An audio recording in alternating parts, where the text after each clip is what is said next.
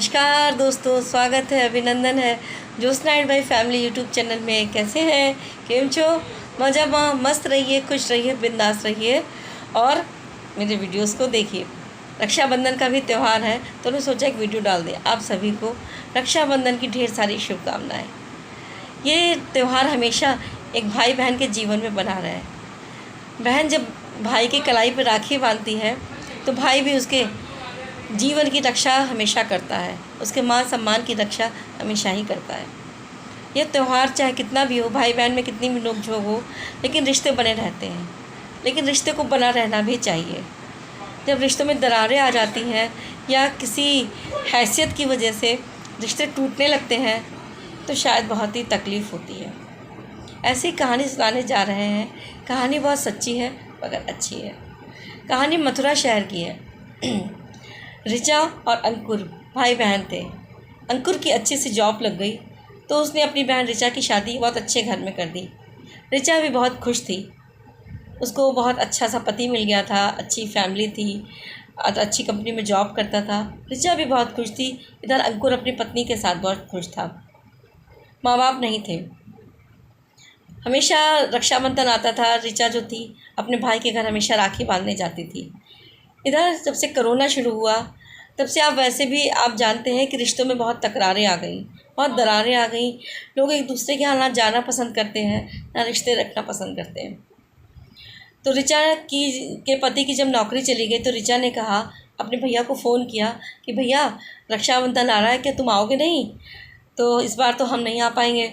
तो अंकुर ने कहा, नहीं तुम्हें ही आना पड़ेगा यार, तुम आ जाओ, हम कैसे आ पाएंगे, मेरे पास टाइम नहीं है, छुट्टी नहीं है। और फिर ऐसा है वैसा दुनिया भर का बहाना बना दिया। लेकिन ऋचा बहुत मजबूर थी, कहती तो क्या कहती, क्योंकि भाई का त्यौहार था। तो ऋचा ने कहा, नहीं भैया आप आ जाओ तो सही रहेगा। इधर इनकी भी नौकरी छूट गई है और छोटी मोटी नौकरी इन्होंने पकड़ी है, तो आप आ जाते तो सही रहता। अंकुर ने बहाना बना दिया, यार नहीं ऐसा नहीं है, तेरी भाभी भी नहीं जा रही और तुम आ जाओ आपकी। खैर बात कह के ऋचा ने फ़ोन काट दिया। फिर ऋचा सोचने लगी कि कैसे जाएंगे, कहाँ से इतना मैनेज करेंगे, मेरे पास तो इतने पैसे भी नहीं हैं और पति की भी नौकरी इस समय बहुत छोटी सी लगी है। जो पैसे कमाते हैं उससे घर का खर्चा चल रहा है। हमारे भी 2 बच्चे हैं, उनको भी पढ़ाना लिखाना, फीस जमा करना, घर का खर्च कैसे मैनेज करेंगे। भैया ने भी बुला लिया। हर बार हम आते जाते थे भैया के यहाँ, इस बार भैया को बुलाया, भैया नहीं आए। ऋचा ने कभी पहले और पैसे वैसे भी लिए होंगे अपने भाई से, तो इस कारण ऋचा बहुत दब गई। थोड़ा सा गला पड़ गया है। तो ऋचा बहुत मजबूर थी। ऋचा ने अपने पति से कहा कि अपने पति सुरेश से कहा कि मुझे भैया के यहाँ जाना है, आपके भैया ने मुझे बुलाया है। वैसे हमेशा हम ही जाते थे, लेकिन अब की बार भी मुझे जाना है। तो उसके पति ने कहा कि भैया को बुला लो, भैया नहीं आ रहा है तो मुझे ही जाना होगा। कैसे जाएंगे, कैसे मैनेज करेंगे जाना आना? भैया भी बहुत दूर रहते हैं और बच्चों का किराया, मेरा किराया, आपका किराया, कैसे क्या मैनेज करेंगे? तो समझ में नहीं आ रहा था। तो उसके पति ने कहा, अरे इतनी बात पे यार इतना सा टेंशन मत लिया करो, मैं दोस्तों से उधार ले लूँगा और तुम ऐसा करते हैं, बच्चों को छोड़ देते हैं दादी बाबा के पास में और तुम चलो, तुमको वहाँ पे अपने भैया से राखी बंधवा देते हैं। खैर ऋचा मान गई, लेकिन मन में तो एक उसके बहुत ही अजीब सा तूफ़ान सा चल रहा था कि मेरे पति कितने सीधे हैं, कितने मान गए, लेकिन भैया इतने पैसे वाले क्या गाड़ी से आ नहीं सकते थे? शायद ऐसा ही होता है। अगर हैसियत में भाई बहुत अच्छा है तो ज़रूरी नहीं वो बहन से रिश्ता रखे या बहन के यहाँ जाए आए, है ना? ये तो बहनें ही होती हैं जो बहुत कमज़ोर दिल की होती हैं, जो रिश्ता चलाने लगती हैं।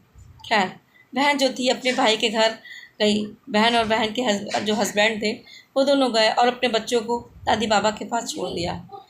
जब वहाँ गए तो बहुत परेशान थे। ऋचा भी सोच रही थी, क्या भैया हम इतनी भैया के लिए हम राखी ले जा रहे हैं, मिठाई ले जा रहे हैं, पता नहीं भैया हमको पसंद करेंगे कि नहीं करेंगे, इनको करेंगे कि नहीं करेंगे, और कैसे हम रहेंगे, कैसे क्या करेंगे, या उसके बदले हमें कुछ देंगे कि नहीं देंगे, इतना पैसा खर्च कर रहे हैं।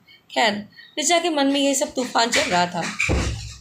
ऋचा जब घर गई तो घर में जैसे ही उसने बेल बजाई वैसे ही ऋचा के भाई और उसकी पत्नी आपस में बात कर रहे थे कि यार आपकी वो ऐसा अच्छा हुआ कि आप उसके घर नहीं गए। एक तो उनके घर में पैसा भी नहीं था, अपनी बहन के लिए बोले ऋचा के घर में पैसा भी नहीं था और जाते भी तो फालतू ऋचा को उतना सब वो करना पड़ता।